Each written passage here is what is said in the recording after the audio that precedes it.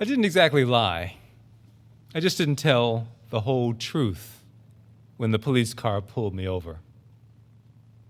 I was driving 75 or maybe 80 miles per hour on a stretch of freeway where the speed limit was set to a safe 45 miles per hour because it was a construction zone. I'm a neuropsychologist, and I examine and rehabilitate people with traumatic brain injuries, most of the time because of motor vehicle accidents. So I tend to respect speed limits. I especially respect speed limits in construction zones because I've seen the damage a speeding car can do to an unprotected road worker's brain and body. But this morning, I was speeding, and the traffic cop had me dead to rights. There was no use denying the truth of my excess propulsion this morning. I was late. I was very late. The traffic was heavy. I was going somewhere I had never been before, and as I often do, I'd gotten lost several times before I locked onto the right path. It was a path intended to take me to the courthouse door. Ironically, I was already heading to court, scheduled to testify in a death penalty hearing.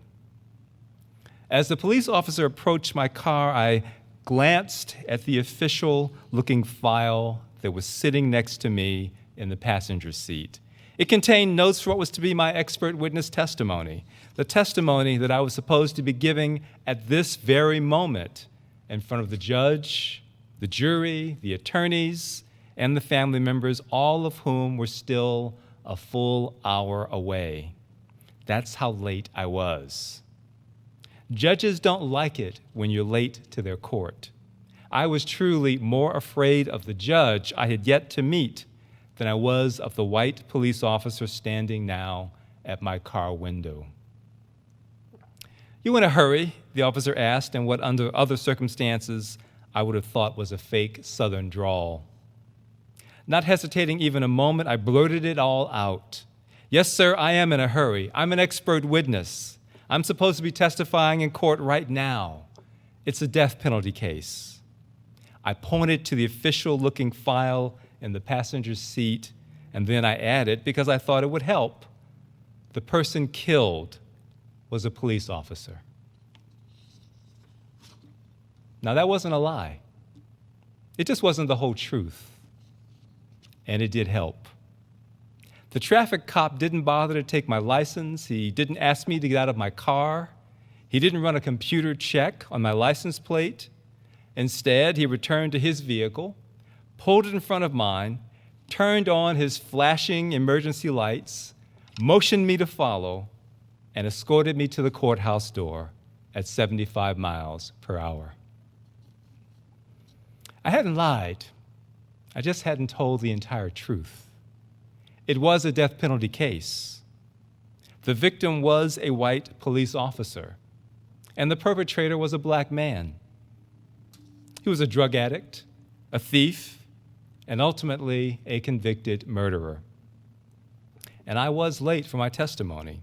All this the traffic cop knew, but what he did not know, and what I did not tell, was that I was there to testify for the defense, to testify for the convicted murderer's plea for leniency on the grounds of diminished intellectual capacity, to support his attempt to escape a death sentence. I was there to save a life, not to get revenge for the life that had been lost. To say that Black Lives Matter and to mean it is to say the hard thing. They matter all the time. They matter not just when that black life is educated, degreed, well-spoken, upstanding, inoffensive, law-abiding, non-threatening, and smiling. Black lives matter all the time, just like everyone else's. You don't have to be perfect for your life to matter. You can be uneducated, non-degreed, and barely able to string a sentence together and still matter. You can be criminal, threatening, and angry, and still matter. because that is the kind of society we've chosen to create for all of us. We are to be judged not by how we treat our most exalted, but by how we treat those whom we judge to be the least among us. If Black lives matter, they must matter all the time. I don't care how many times you've been arrested or what you've been arrested for, you don't die with the hard knee of indifference pressed against the soft, vulnerable flesh of your neck. You don't die like a deer in the headlights of a pickup truck just because you went jogging in the wrong neighborhood. You matter all the time, and yet we, Black men and women, do continue to die in these and other most inauspicious ways. Don't say Black lives matter if you don't mean the hard thing. The hard thing being that Black lives matter all the time, just as your life matters. I wonder when we say it, if we're saying the whole truth. I wonder if we are choosing, just as I did with that traffic cop, to leave part of our story out. I wonder if we mean the whole hard thing. That is the thing I resolve to mean. And I will ask you to join me in that resolution. I will ask you to join me in meaning the hard thing when you say that my life, that my Black life matters. For it is not something that I need to earn. It is not something that is gifted to me. It is a privilege of my birth, a privilege that flows from my mere existence. To be human and to be alive is to have the privilege of mattering. Can I get an amen? Don, I didn't hear much. I think some people may be a little confused by the technology we're using this morning, which is understandable. We've had some glitches. Technology is complicated. Some of you probably think that we are on the Zoom machine. We are not. We are on the YouTube machine. What that means is that in order for me to hear you, you have to speak up. So let's try again, but louder. Can I get an amen? Amen. Okay, I heard that. That was better. Remember, we're on YouTube, so let's keep the volume up.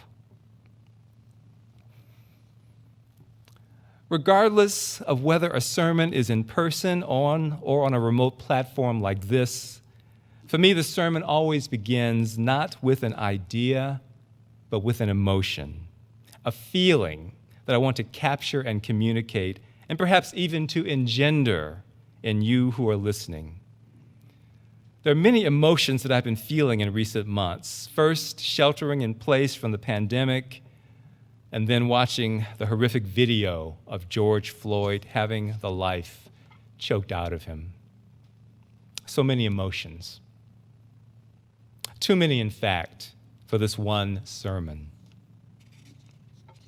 This sermon could have been about despair. I have certainly felt despair at many moments during the past weeks and months. Despair over George Floyd, Breonna Taylor, and others who've lost their lives in altercations with police. Despair over Ahmaud Arbery, and before him, Trayvon Martin, and others whose deaths never made it into broad public consciousness.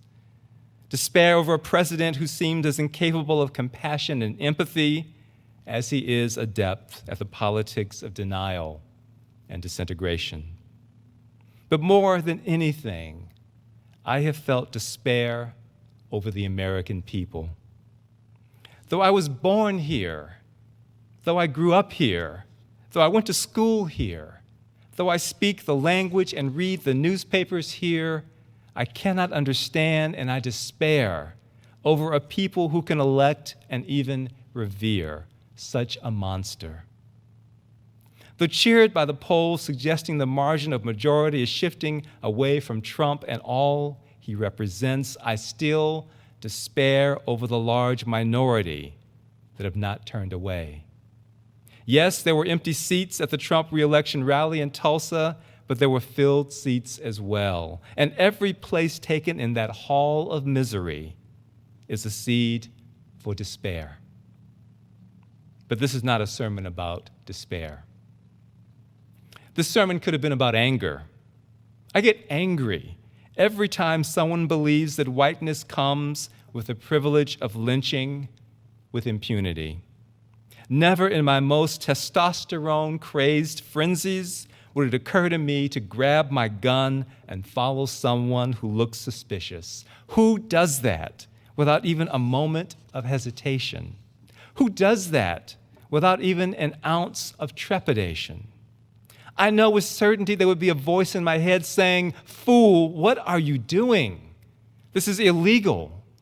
This is going to ruin your life and put you in jail. Put down that gun, foolish man." The absence of that voice in the minds of some who hold the privilege of whiteness is what makes me angry. I also get angry over what we all now refer to as the talk. You know, that conversation that black parents have when their sons and daughters reach puberty, if not sooner. That uncomfortable conversation that isn't about the birds and the bees, but rather is about how to survive the policing of black America. I get angry because it is inevitably a conversation about how to bow down before power. An earlier generation was warned to step off the sidewalk to let white people pass, to avert your gaze, to say yes, sir, and yes, ma'am, to answer to boy and girl even when grown, and to auntie and uncle even when obviously of no relation. The contemporary talk is but an updated version of those earlier generational messages about how to get along with people who want to kill you, and who can do so with impunity. I get angry because even in 2020, the talk we black parents give our black youth isn't about self-respect, it is about self-preservation. The talk isn't about living with dignity, it is about surviving in its absence. It isn't about holding your head up high, making eye contact, speaking with pride and authority. It is about keeping your hands visible, making no sudden moves, and saying yes, sir, and yes, ma'am. How little has changed. This talk could be from 1920 or 1820 as easily as it is from 2020. I'm not suggesting we martyr our children. The time to speak truth to power is not when you are staring into the barrel of a service weapon. The talk remains as important today as it was a century ago, but don't expect me to not be angry about it. But this is not a sermon about anger. This sermon could have been about exhaustion. Institutionalized racism is exhausting. It is like that stain you can't get out. It is a stain so tightly fused to the fabric of American life that it has become the color of America. I get exhausted thinking about my mother's generation, that hardworking, self-sacrificing generation that toiled in America's factories and fields, that fought America's wars and was rewarded with this: a Social Security system founded in 1930 to alleviate the poverty of old age, but that at its inception excluded domestic and agricultural workers. At the time, 2/3 of black Americans were domestic and agricultural workers and were excluded. My father's generation, that hard-working, self-sacrificing generation that toiled in America's factories and fields, that fought America's wars and was rewarded with this: exclusion from post-war mortgage lending programs while simultaneously segregated into red-lined neighborhoods. Home ownership and the rising value of one's property have long been the primary means by which average Americans accumulate wealth.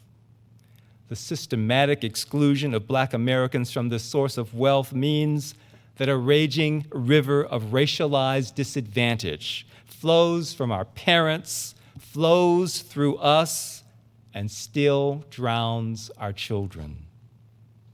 The average Black household has an accumulated wealth of $17,000, while the average white household has accumulated $170,000.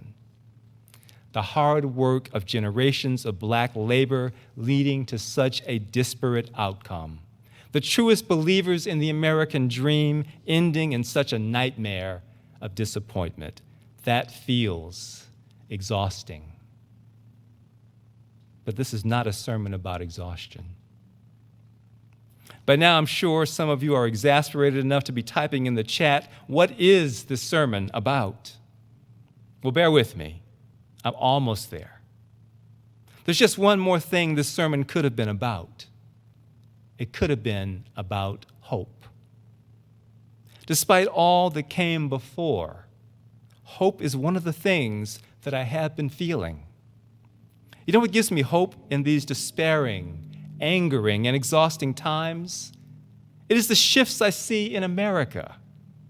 These shifts happen every once in a while. The shift from British colony to independent nation, the shift from slavery to abolition, the shift from manifest destiny to indigenous nationhood, from keeping her barefoot and pregnant to universal suffrage, birth control, and the right to choose. The shift from the casting couch to pound me too. From a nation in which Black people could not vote to a nation that twice elected Barack Obama.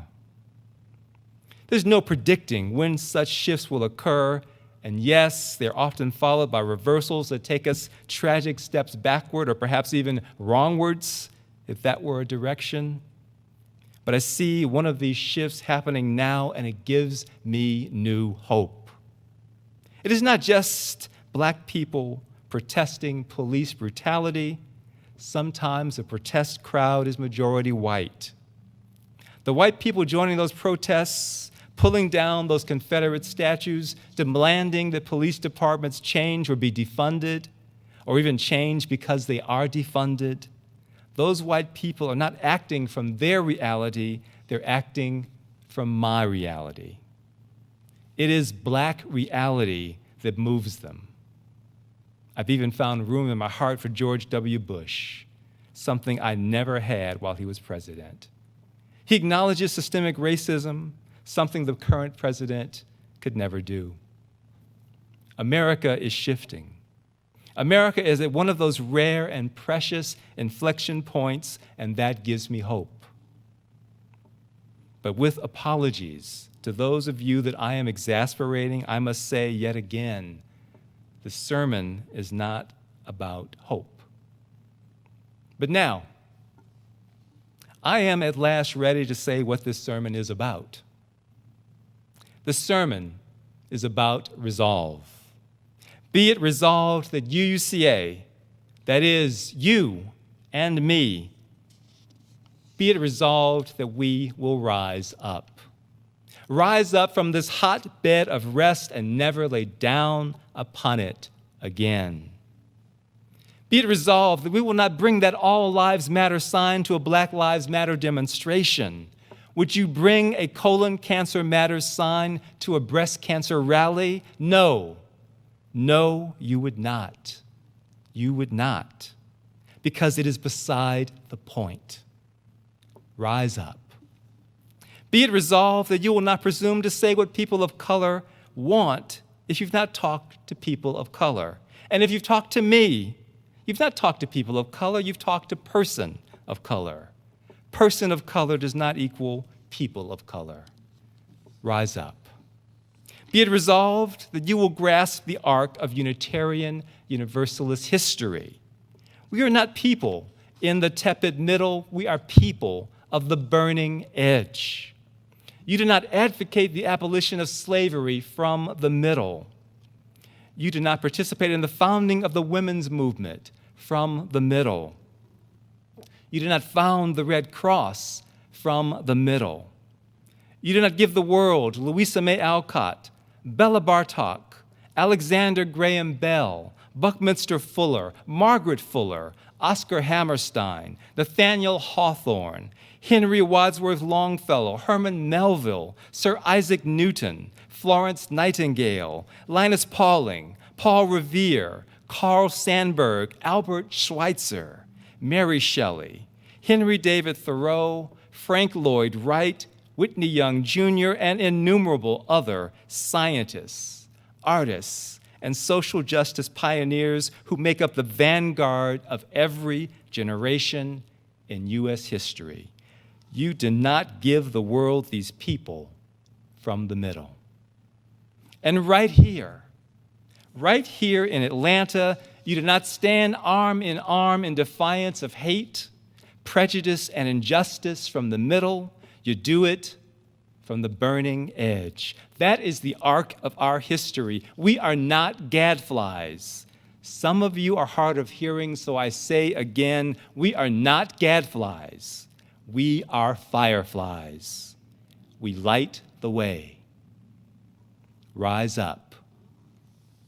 Be it resolved that you will not get sucked into pedantic discussions intended only to distract you from what matters.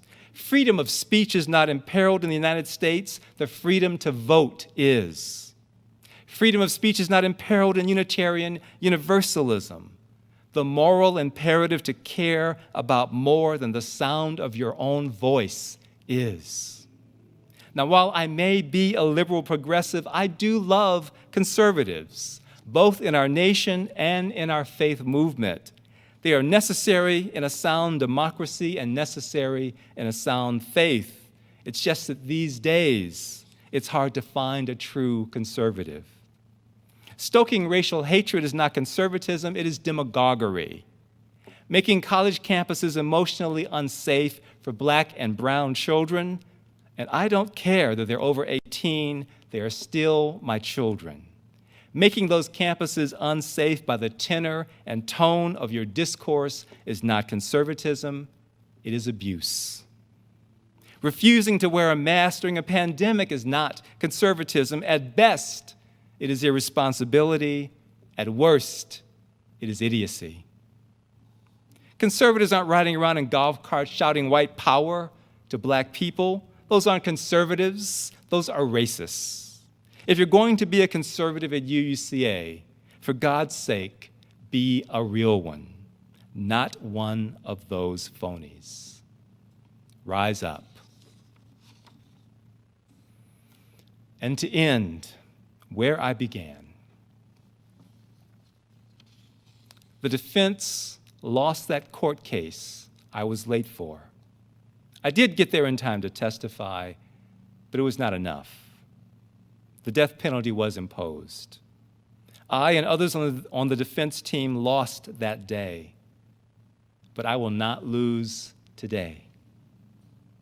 Be it resolved that you will not ask why we care about black men and women with criminal histories when they're gunned down.